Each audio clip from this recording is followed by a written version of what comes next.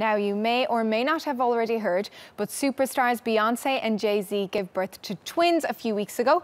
And while people are generally happy for the couple, there has been some anger, not to mention confusion, over the names they have chosen.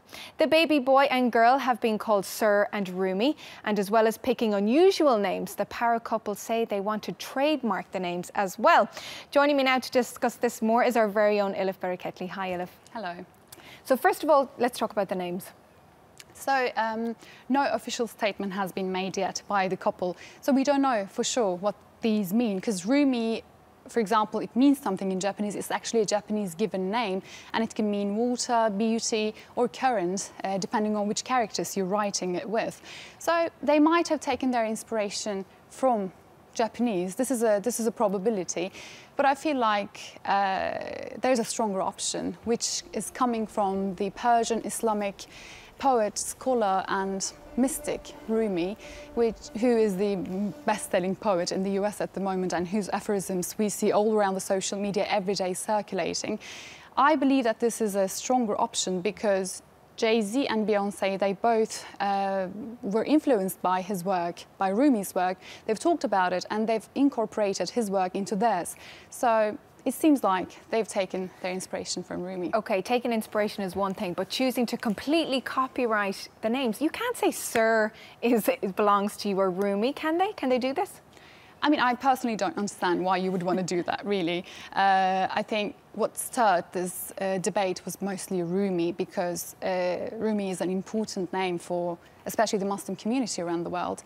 I really don't understand why you would want to do that. I think it must be some sort of an ego issue. And I'm just imagining this little poor kid growing up, thinking that this name only belongs to me, and then having this giant ego, which I find quite ironic, because I think Rumi has a lot of teachings about ego and how we should so ironic. how we should overcome our ego, and that it's our biggest enemy, and people should just deal with their egos, which is not in tune with what Beyonce and Jay Z is doing at the moment. So for me, it's not that ethical. Okay, so you talked about ethics. Obviously, there's been a big reaction, both superficial and a bit more meaningful, playing out on social media. What have you been reading? As these names are not the most common names that the world knows, people have been reacting in different ways. For example, some people made fun of it. There was one tweet which I found interesting, saying, "If Beyonce names her twins Rumi and Sir for real, I will never stop making fun of them."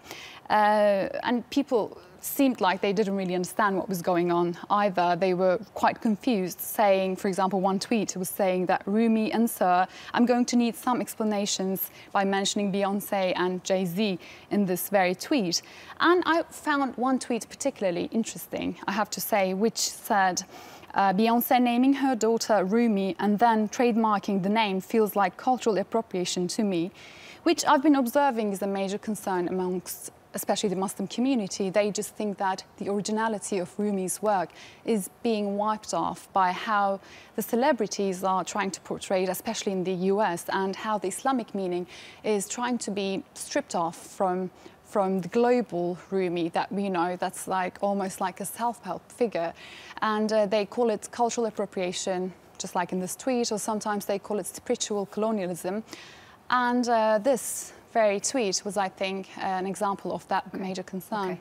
Okay. Well, maybe we can hope that they will actually help promote Rumi's work in the long run. Okay, Elif, thank you so much for joining us. Thank you.